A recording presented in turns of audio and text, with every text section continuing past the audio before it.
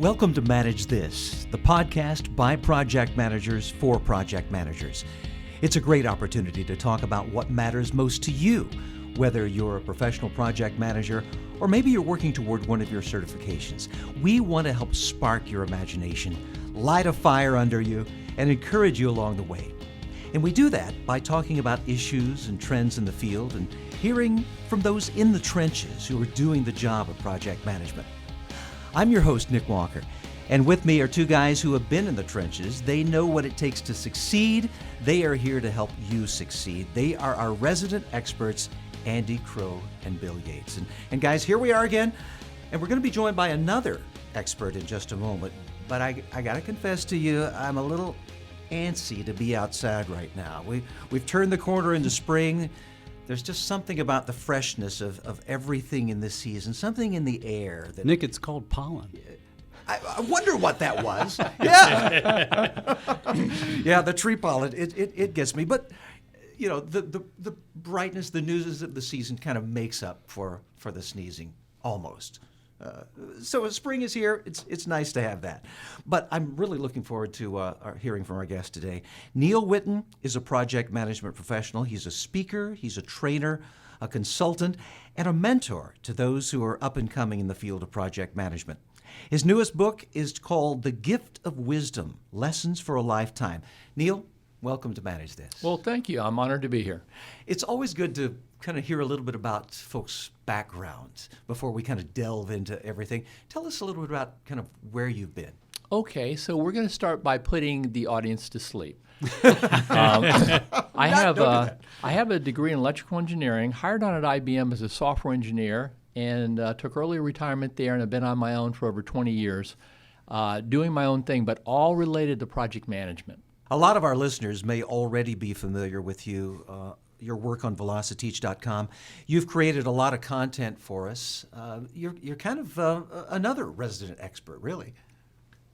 Well, this is absolutely true. You know what? We all are legends in our own mind. Let's just put it that way.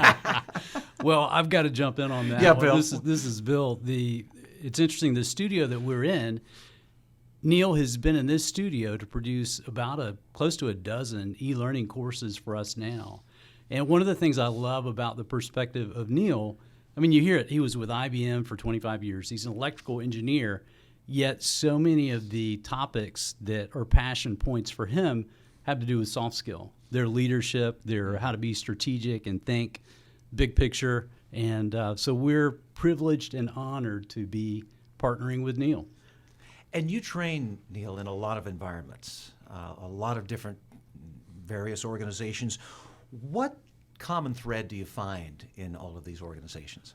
I've trained in every environment that I can imagine, frankly. Let me give you an example of something that happened not long ago, which is indicative of what a lot of us trainers face. So I get a phone call from a potential client. Client had been referenced to the training that I do and said, Neal, I'm interested in you coming out and giving us some training, and it's typically in leadership types of things. But I have a problem and I need your help on it, and this is the problem. We've had a lot of trainers come out, trainers just like you, and when they're through training, they get good evaluations, people like it, they feel like they've learned a lot. And when the trainer has left, the information has stuck for all of a week, maybe a month, and there's a few pockets that may have lasted for a while, but the client says, what are we doing wrong? Or what are you as a trainer doing wrong? Or is project management overhyped? And the answer is, first of all, project management is not overhyped. It may not be being used very well. And then I proceed to talk about how you can actually institutionalize project management in an organization and get it to stick. So what are some of the steps that organizations can take to make it stick? Well, actually, in my view, there's 5 steps. And I will tell you, I had written an article not long ago for PM Network magazine, and it describes these 5 steps. But the first step is to identify a project management champion and set a plan. Now, that sounds like a pretty easy thing to do, but you got to have one person, not a department, not a sideline thought, but someone who's actually dedicated to project management, owns it, and is held accountable for it, and puts a plan in place. And when I say a plan, think about where you are today. Think about where you want to be, I would say 2 years from now. Look at the gap in between, lay out a plan that is measurable from quarter to quarter. And if you find that you're falling behind some quarters, then this is run like a project, then go ahead and put some actions in place to get yourself back on track. But somebody's got to be held accountable. Neal, from a leadership standpoint, that makes so much sense. I love the phrase, one head to pat and one butt to kick. And so it kind of ties to that in a sense of having one person who's a champion, but then one person that you can hold accountable as well. Yeah, and what's interesting, when you do identify that champion, I expect the champion to not be a senior manager. It needs to be someone who's an expert in project management, but you do need a senior manager who also champions you. So those are the two people, but the non-senior management is the one held accountable. Now, Neal, one thing that I've heard you say before related to this role is no wimps need apply. What do you mean by that? Bill, I think he's talking about the two of us. We'd be out.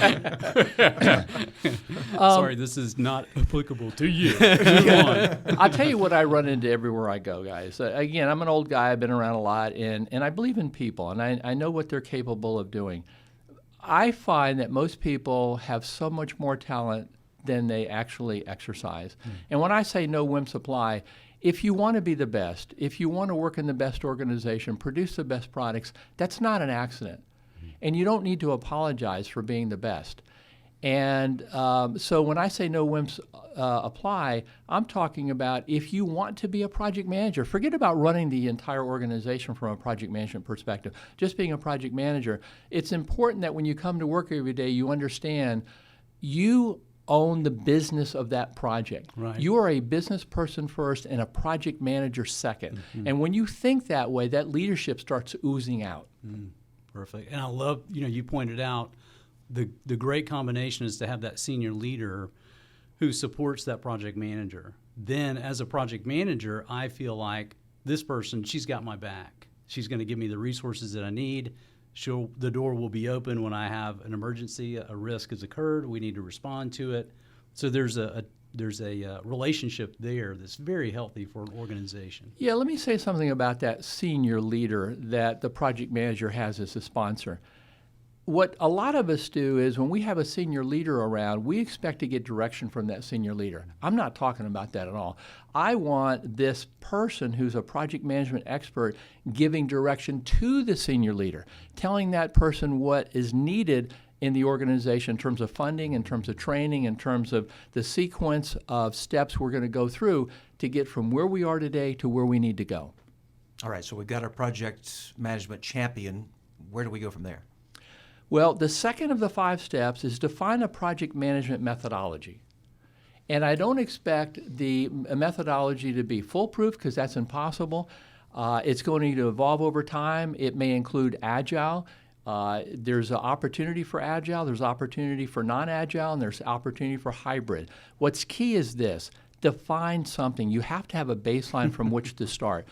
And even though you document it, don't assume that by people reading that document they're going to understand it. They won't. You need to have a class, whether it's a half-a-day class or a day class, you figure it out in your organization. But you also need to figure out, when you put the methodology down, how are you going to teach the hard skills? Because people, you don't just say in your project management plan, we need to gather requirements. How are you going to do that? How are you going to perform risk assessments? How are you going to control change control, that sort of thing? So those things have to be taught in addition, but that's all part of the second step. When I hear project management methodology, of course, we have to tip our hat to the PMBOK guide. But I think you're talking about something even more practical, perhaps, than the PMBOK guide when we're defining a methodology and what's really going to work for an organization. So my question, Neal, who should own that, or who's going to help develop that for the organization? Okay, going back to the example we're using, I want one person to be held accountable for project management in an organization. Yeah. That person owns it.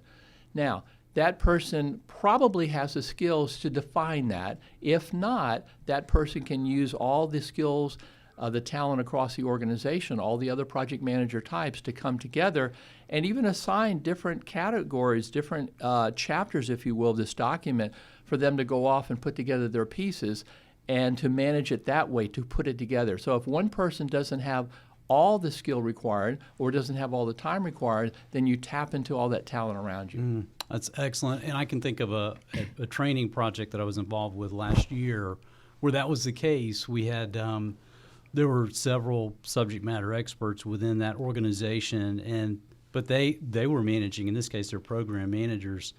They were managing multi-million-dollar, multi-year programs.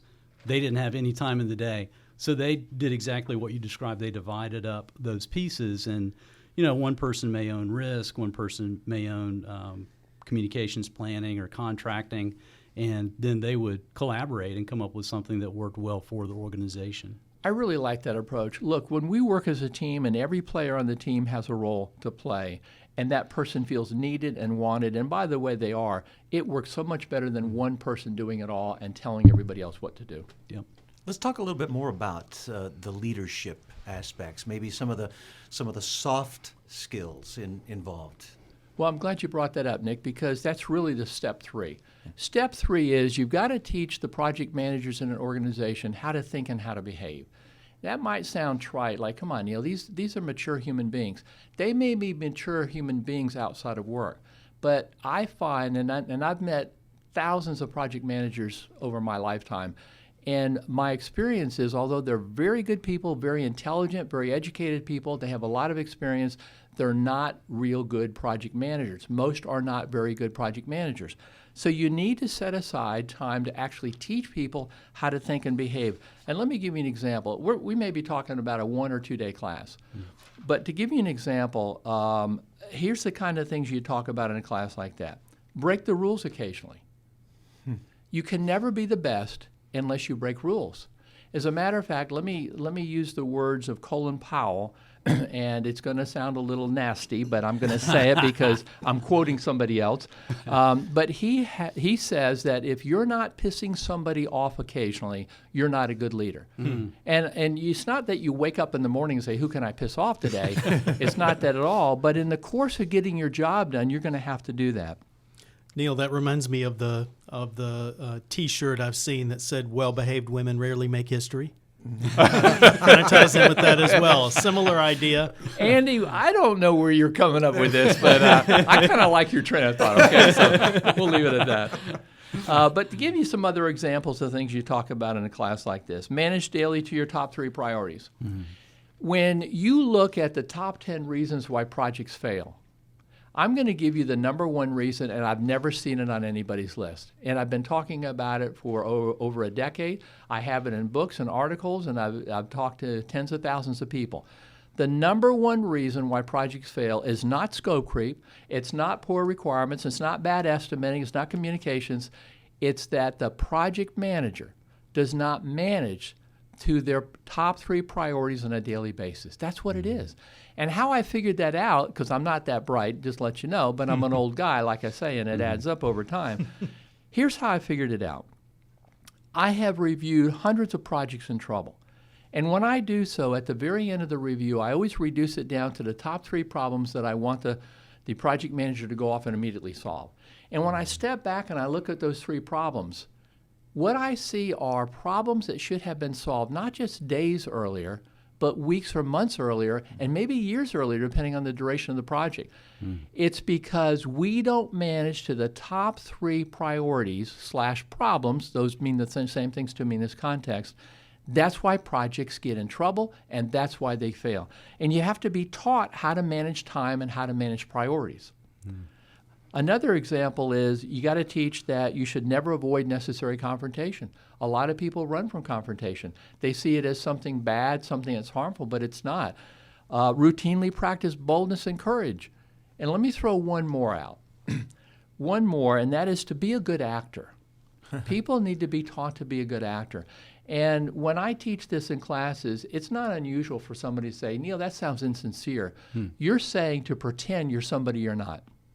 And I say, let me tell you, it's not insincere. This is how the human mind works. If you want to change the way you think, you first have to know how you want to think, how you want to behave. Is it courage that you hope to have? Do you want to be more bold? Do you want to have more initiative? You have to think that first, and then you have to pretend you are that person. You are acting. It's a good thing to act, and it feels good to act. And after a while, and how the human brain works is, we become what we think about all day long. So when you act a certain way, that's who you become over time. So fake it till you make it. I like that. Yeah, absolutely. It works. So how do we motivate project managers to actually implement some of these? Well, you're good, Nick. I like that. That leads us into step 5. So here's what's happened. Step 4, we taught people how to think and behave. Step 5 is we're going to see whether or not they picked up on that and they're solving their day-to-day issues that they're facing. So here's how I do it. You don't need me. Nobody listening needs me to do these things. You have a lot of skill out there to do it yourself. But I'm going to talk from my perspective because it plays out better that way. But here's what you do. Say there are 20 project managers in an organization. You put them in a room together for one day. Before the day starts, you've asked each one to identify their top 3 issues they're facing today that they hope we're going to talk about. And these are issues, they're not typically technical issues or hard skill issues. They're leadership, how to get somebody accountable, how to escalate issues to closure, how to get somebody to initiate something that they're not doing or following up on or whatever. So what I do is I ask those 20 people to identify their top 3 things they hope we're going to talk about. They're all put in a list. So if there are 20 people and they each identify 3, that's 60 items, but there's going to be dupes. When you clean up the list, I find you're going to have around 30, 35. So now you walk into this meeting for a day with these 20 project managers. Everybody gets a sheet of paper with 30 issues listed. And these issues are like 1 or 2 sentences long. They're not big, long running scenarios. That doesn't work. At any rate, then what we do is I will say, Nick, I want you to identify the problem we're going to work from this list, or you can come up with one right off the top of your head that may be an issue you had when you walked into this room this morning. And then I say, Andy, I want you to solve the problem. Andy may say, well, I don't even know what the problem's going to be yet. And I say, Andy, it doesn't matter. You're a project manager. You're a leader. You have an opinion, and we want to hear what you think. Your job is problem solver. It is problem solver, and you're probably smarter than you think you are. So at any rate, then I say, okay, Nick, state the problem. And Nick says, okay, I like item number 8 on this list, and he reads item number 8, and I say, do you understand, Andy, what he means by that? If there's any question about it, I want that to be cleared up. Then Andy proceeds in solving the problem. When he's done, I turn to you, Nick, and I say, did that solve it for you? Worst case, Nick, you may say, well, Neal, I tried that. It didn't work. So then I'll go back to Andy and I'll say, Andy, hit it again. And he does. I open it up to the other 19 project managers in the room. We get some good discussion going. And I'm always, as the instructor, as a facilitator, I'm always the last one to put my 2 cents in. And here's why. I don't want people walking away from something like this saying, this was entertaining, it was interesting, but on that one problem, there were 4 solutions. And I'm not sure which one I was supposed to go after. So I always say what I think is the best solution to go after. So when you think about this, when you do this all day long, at the end of the day, it can be rather exhausting, everybody's on the same page. They've heard the same things. They've had a chance to discuss it. And now they're applying what they learned and how to think and how to behave.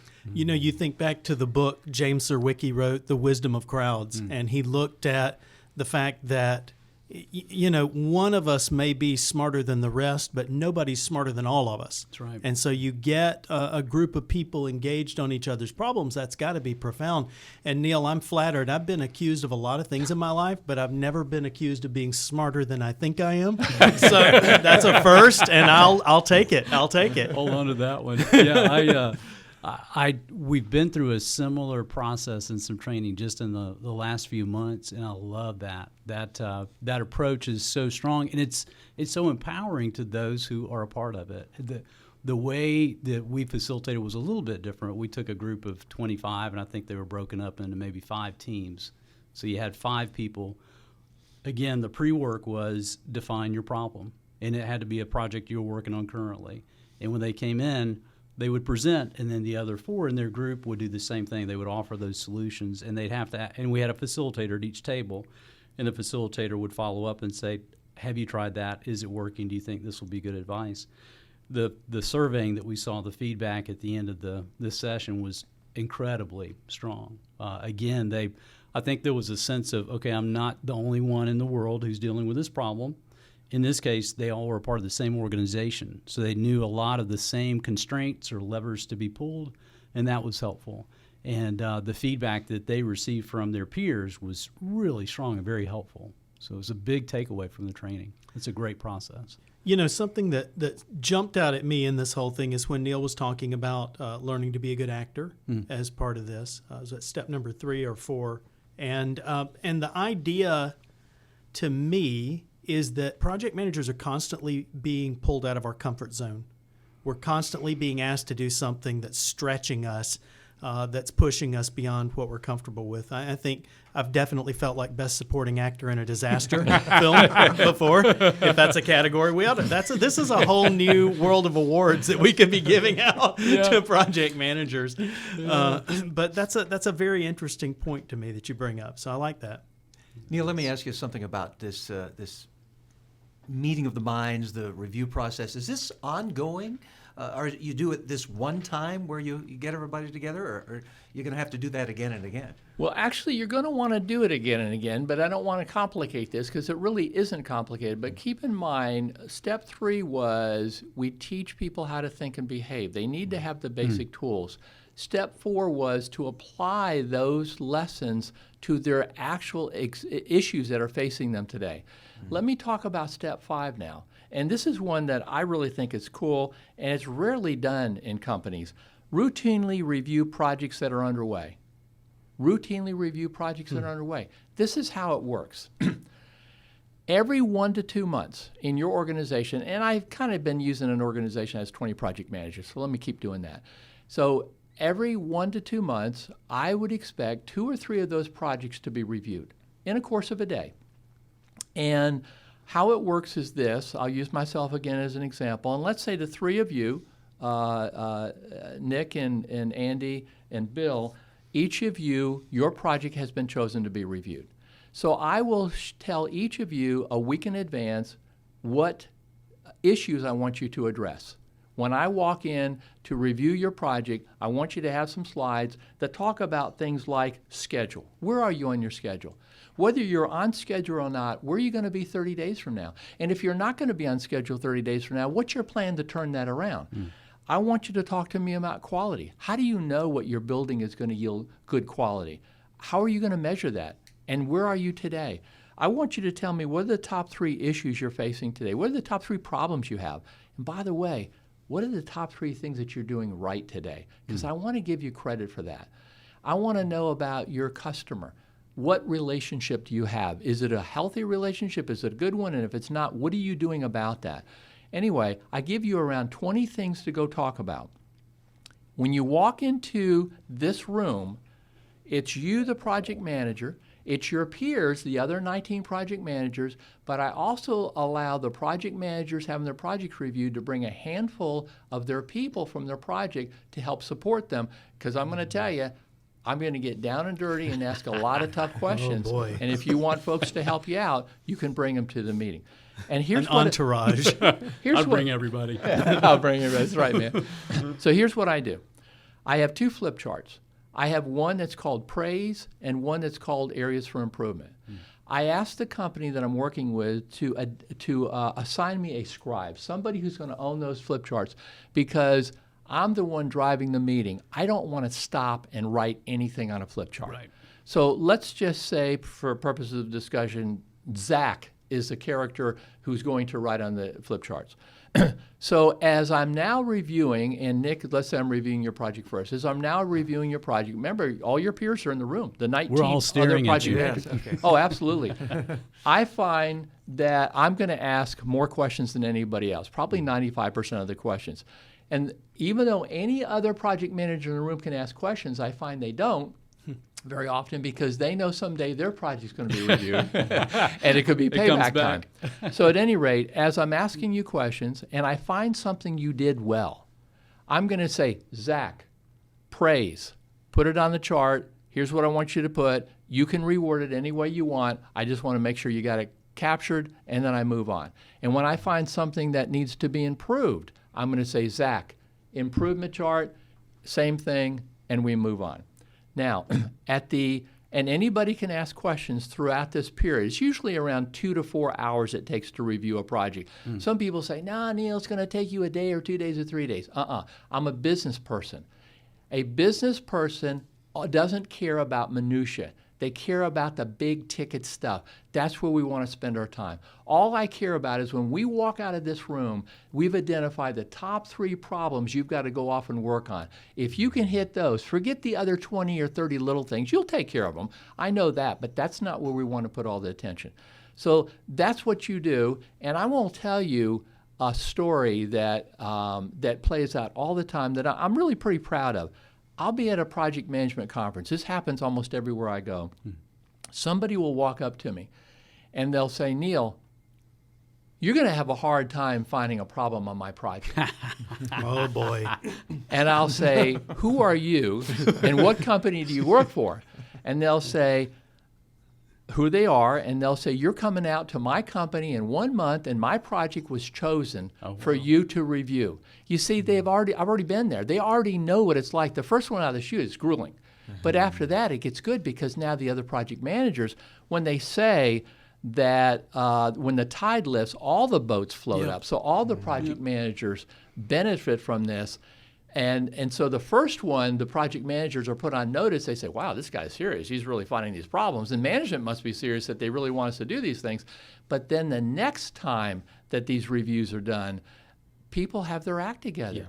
And this is what you do. And this is how it sticks. So what started this conversation, Nick, was somebody saying, I need some training and I need it to stick. How do you get it to stick? How you get it to stick is you have somebody accountable. You put a plan in place, you define the methodology, you continue to evolve it, you teach people how to think and behave, you actually put them together in a room with their problems that they're experiencing, and then finally you do this, I call it Project Review Mentoring Workshop, because you're mentoring all the project managers by using just 2 or 3 projects to do so.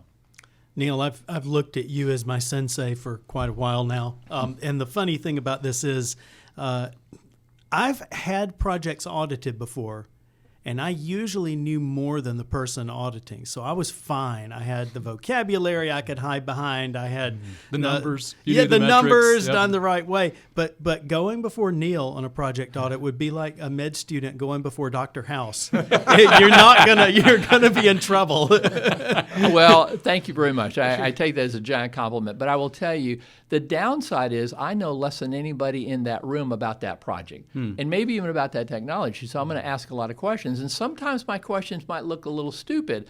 And I feel like that TV character Columbo. He may look a little stupid and disheveled at the moment, but he's remembering everything that he's asking and what you're saying, and he's building a story. But this stuff works. And most companies, it's going to be rare to find a company that even does what I just said. But if you do this, it's a continuous evolution of your project management, and it works. Neal, have you ever pulled the Columbo trick of walking out the door and stopping and saying, just one more thing? Oh, I do that all the time. and I'm sure people are thinking, this guy's kind of a little loose. He's a little dumb. And then after a while, what's neat is they actually give me too much credit. They actually think I'm really that smart that I can think of all this ahead of time, and I can't. So I actually typically look better than I really am. But that's cool. He's a good actor. That's right. Hey, That's Neal, right. thanks so much for devoting so much of your time to helping others succeed. Thanks for sharing your time and your expertise with us. We don't have an Academy Award for the Best Supporting Actor in a Disaster Movie, but we have something even better, and that is the Manage This coffee mug there in front of you. Take that and use it and enjoy every day. This is great. Hey, what is this, Kahlua? I love it, man. Thank you very much. We can do that. Maybe later in the day. Yeah. We need a name for that. The PME maybe. PME. The I like Oscar, it. I like it. I like it. A special award. Let's good. do it. That's I'm good. honored to be here, and thank you so much for the opportunity, guys. Yeah, Neal, it's from several of the points that you brought up in this that I am literally thinking of books, I'm thinking of chapters, I'm thinking of e-learning, I'm thinking of speaking engagements where I've seen you present and talk on these points. You really hit the tip of the iceberg on so many of these topics. So thank you for all the resources that you've created. And you've got them for all types of learners, and I appreciate that. That's something that resonates with us here at VelociTeach. So we appreciate all that's going on in that brain of yours. Thank you for sharing it with us today. Bill, Great thank to have you. Nick and Andy, thank you so much. I appreciate again being here. Well, that's it for us here on Manage This. We hope you'll tune back in for our next podcast. It'll be our 8th podcast next time. In the meantime, you can visit us at velociteach.com/managethis to subscribe to this podcast, to see a transcript of the show, or to contact us. And tweet us at manage_this. Manage_this if you have any questions about project management certifications, whether it's the PMP, CAPM, PMI, ACP, CSM, PGMP, or PFMP. Or maybe you know somebody like Neal who would be a great guest on the show. We'd love to hear from you as well. That's all for this episode. Thanks for joining us. Until next time, keep calm and manage this.